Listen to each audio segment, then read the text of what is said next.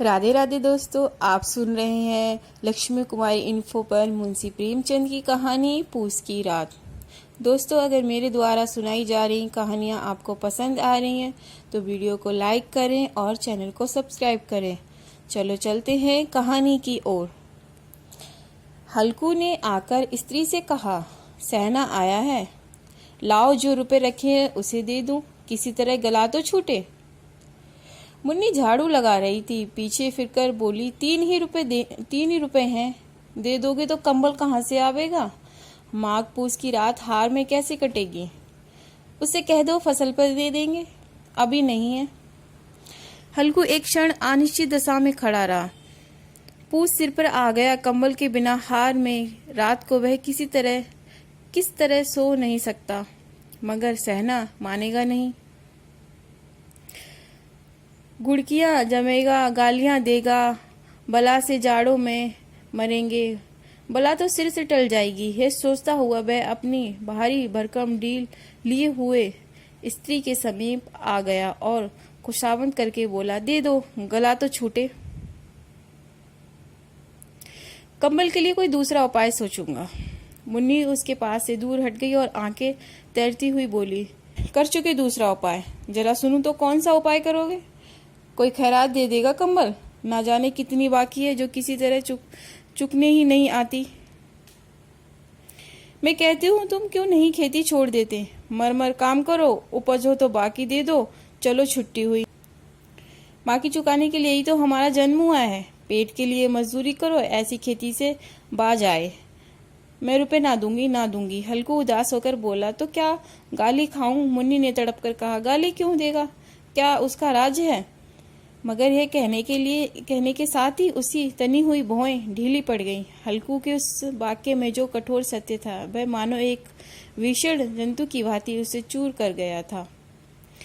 उसने जाकर आले पे से रुपए निकाले और लाकर हल्कू के हाथ में रख दिए। फिर बोली, तुम छोड़ दो अब की से खेती, मजदूरी में सुख से एक रोटी तो खाने को मिलेगी, किसी की धौंस ना रहेगी। अच्छी खेती है, मजदूरी करके लाओ, वह भी उसी में झोंक दो, उस पर धौस।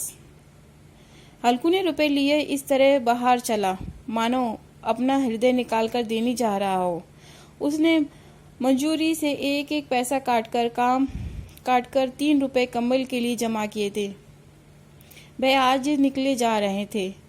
एक एक पग के साथ उसका मस्तक पानी दीनता के भाव से दबा जा रहा था।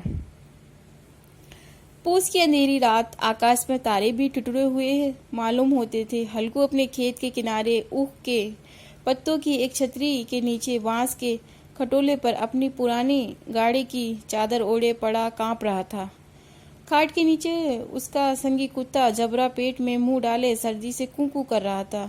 दोनों में से एक को भी नींद नहीं आ रही थी। हल्कू ने घुटनियों को गर्दन में चिपकाते हुए कहा, क्यों जबरा, जाड़ा लगता है? कहता तो था घर में पुआल लेट रहे तो यहाँ क्या लेने के लिए आए थे। अब खाओ ठंड, मैं क्या करूं? जानते थे मैं यहाँ हलवा पूरी खाने आ रहा हूँ, दौड़े दौड़े आगे आगे चले आए। अब रो नानी के नाम को। जबरा ने पड़े पड़े दुम हिलाई और अपनी कुकू को दीर्घ बनाता हुआ कहा, कल से मत आना मेरे साथ, नहीं तो ठंडे हो जाओगे। यही राण पहुआ ना जाने कहाँ से बर्फ फिर आ रही है। उठूं फिर एक चिलम भरूं, किसी तरह रात तो कटे। 8 चिलम पी चुका हूँ। ये खेती का मजा है। और एक भगवान ऐसे पड़े हैं जिनके पास जाड़ा आए तो गर्मी से घबरा कर भागे। मोटे मोटे गद्दे, लिहाफ, कंबल। मजाल है जाड़े का गुजर हो जाए, तकदीर की खूबी मंजूरी हम करें, मजा दूसरे लूटे।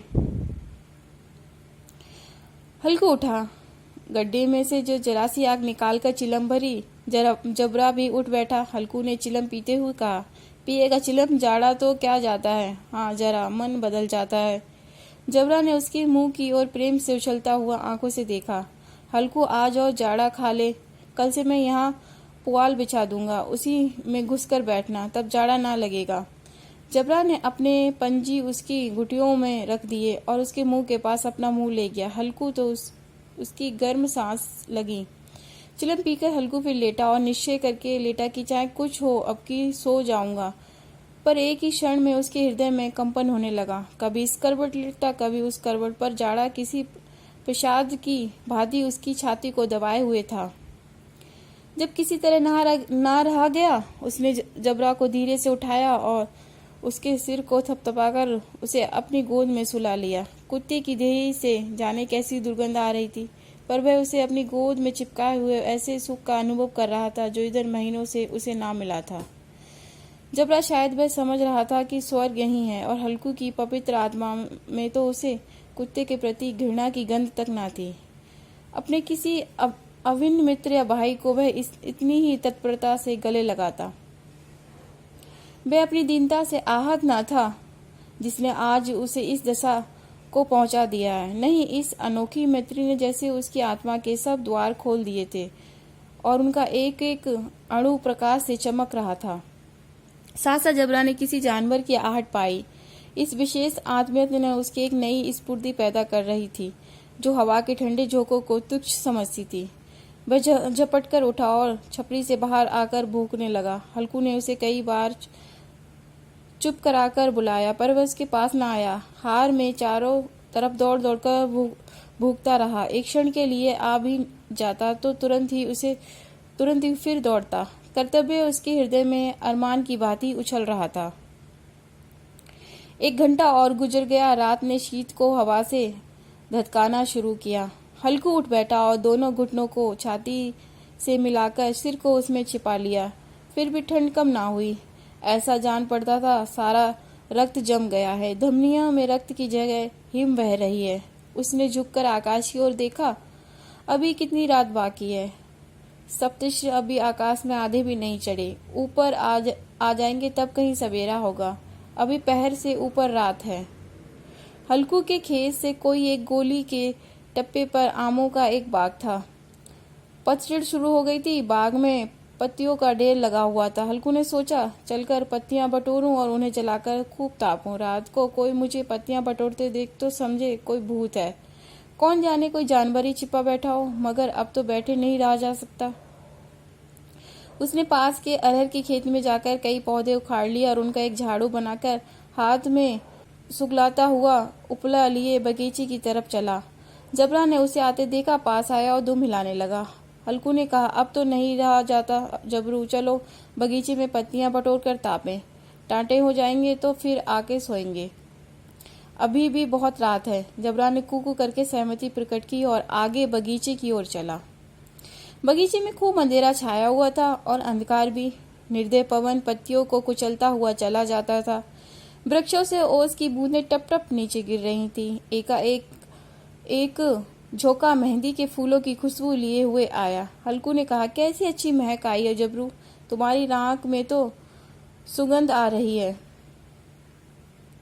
जबरा को कहीं जमीन पर एक हड्डी पड़ी मिल गई थी। उसे नीचे चिचोड़ रहा था। हल्कू ने आग जमीन पर रख दी और पत्तियां बटोरने लगा। जरा देर में पत्तियों का ढेर लग गया। हाथ ठुठुर जाते थे, नंगे पांव गले जाते थे और वह पत्तियों का पहाड़ खड़ा कर रहा था। इसी अलगाम में वह ठंड को जलाकर भस्म कर देगा। थोड़ी देर में अलावा जल उठा। उसकी लौ ऊपर वाले वृक्ष की पत्तियों को छू कर भागने लगी। उस अस्थिर प्रकाश में बगीचे के विशाल वृक्ष ऐसे मालूम होते थे मानो उस अथाह अंधकार को अपने सिरों पर संभाले हुए हों। अंधकार के उस अनंत सागर में यह प्रकाश नौका के समान हिलता मचलता हुआ जान पड़ता था। हल्कू अलगाव के सामने बैठा ताप रहा था। एक क्षण में उसने दोहर उतारकर बगल में दबा ली, दोनों पांव फैला दिए मानो ठंड को ललकार रहा हो। तेरे जी में आए सोकर। ठंड की असीम शक्ति पर विजय पाकर वह विजय गर्व को हृदय में छिपा ना सकता था। उसने जबरा से कहा, क्यों जब्बर, अब ठंड नहीं लग रही? जब्बर ने कुकू करके कहा, मानो कहा, अब क्या ठंड लगती ही रहेगी? पहले यह उपाय न सूझा, नहीं इतनी ठंड क्यों खाते? जब्बर ने पूंछ हिलाई। अच्छा, आओ इस अलाप को कूद कर पार करें, देखे कौन निकल जाता है। अगर जल गए बचा तो मैं दवा न करूंगा। जब्बर ने उस अग्नि राशि की ओर कतार नेत्रों से देखा। मुन्नी से कल ना कह देना, नहीं लड़ाई करेगी। ये कहता हुआ वह उछला और उस अलगाव के ऊपर से साफ निकल गया। पैरों में जरा लपट लगी, पर वह कोई बात नहीं थी। जबरा आग के गिर्द झूमकर उसके पास आ खड़ा हुआ। हल्कू ने कहा, चलो चलो, इसकी सही नहीं, ऊपर से कूद कर आओ। वह फिर कूदा और अलगाव के इस पार आ गया। पत्तियां जल चुकी थीं, बगीचे में फिर अंधेरा छा गया था। राख के नीचे कुछ कुछ आग बची थी, जो हवा का झोंका आने पर जरा जग उठती थी, पर एक क्षण में फिर आंखें बंद कर लेती थी। हल्कू ने फिर चादर ओढ़ ली और गर्म राख के पास बैठा हुआ एक गीत गुनगुनाने लगा। उसके बदन में गर्मी आ गई थी और ज्यों तो शीत बढ़ती जाती थी, उसे आलस से दवाई लेता था। जबरा जोर से बूझ कर खेत की ओर भागा। हल्कू को ऐसा मालूम हुआ कि जानवरों का एक झुंड खेत में आया है। शायद नीलगायों का झुंड था। उनके कूदने दौड़ने की आवाजें साफ कान में आ रही थी। फिर ऐसा मालूम हुआ खेत में चल रही हैं। उनके चवाने की आवाज चरचर सुनाई देने लगी। उसने दिल में कहा, नहीं, जबरा के होते कोई जानवर खेत में नहीं आ सकता। नोच ही डाले, मुझे भ्रम हो रहा है। कहाँ? अब तो कुछ नहीं सुनाई देता। मुझे भी कैसा धोखा हुआ। उसने जोर से आवाज लगाई, जबरा जबरा। जबरा भूखता रहा, उसके पास न आया। फिर खेत के चने जाने की आहट मिली। अब वह अपने को धोखा ना दे सका। उसे अपनी जगह से हिलना जहर लग रहा था। कैसा ददाया हुआ बैठा था। इस जाड़े पाले में खेत में जाना, जानवरों के पीछे दौड़ना आशाएं जान पड़ा। वह अपनी जगह से ना हिला। उसने जोर से आवाज लगाई, हिलो हिलो। जबरा फिर भूख उठा। जानवर खेत चल रहे थे। फसल तैयार है। कैसी अच्छी खेती थी, पर यह दुष्ट जानवर उसका सर्वनाश किए डालते हैं। हल्कू पक्का इरादा करके उठा। 2-3 कदम चला, पर एकाएक हवा कस ऐसा ठंडा चुभने वाला बिच्छू के डंक सा झोंका लगा कि वह फिर बुझते हुए अलगाव के पास बैठा और राख को कुदेरकर अपनी ठंडी देह को गरमाने लगा। जबरा अपना गला फाड़ डालता था। नील गाय खेत का सफाया किए डालती थी और हल्कू गर्म राख के पास शांत बैठा हुआ था। आक्रमणियों ने रस्सियों की भांति उसे चारों तरफ से जकड़ रखा था। उसी राख के पास गर्म जमीन पर वही चादर ओढ़कर सो गया। सवेरे जब उसकी नींद खुली तब चारों तरफ धूप फैली हुई थी। और रहोगे, मुन्नी कह रही थी, क्या सोते ही रहोगे? तुम यहाँ आकर रम गए और उधर सारा खेत चौपट हो गया। हल्कू ने उठकर कहा, क्या तू खेत से होकर आ रही है? मुन्नी बोली, हाँ, सारे खेत का सत्यानाश हो गया। भला ऐसा भी कोई सोता है? तुम्हारे यहाँ मुंडैया डालने से क्या हुआ? हल्कू ने बहाना किया, मैं मरते मरते बचा। तुझे अपने खेत की पड़ी है। पेट में ऐसा दर्द हुआ कि मैं नहीं जानता हूँ। दोनों फिर खेत के डांट पर आए। देखा सारा खेत रौंदा हुआ पड़ा है और जबरा मुंडिया के नीचे चित लेटा हुआ है, मानो प्राण ही ना हो। दोनों खेत की दशा देख रहे थे। मुन्नी के मुख पर उदासी छाई थी, पर हल्कू प्रसन्न था। मुन्नी ने चिंतित होकर कहा, अब मंजूरी करके मालगुजारी करनी पड़ेगी। हल्कू ने प्रश्न मुख से कहा, रात को ठंड में यहाँ सोना तो ना पड़ेगा? दोस्तों, ये थी मुंशी प्रेमचंद की कहानी पूस की रात। दोस्तों, अगर मेरे द्वारा आपको सुनाई जा रही कहानियाँ पसंद आ रही हैं तो वीडियो को लाइक करें, चैनल को सब्सक्राइब करें और अपने दोस्तों में इसे शेयर करें। मिलते हैं एक नई कहानी के साथ। तब तक राधे राधे।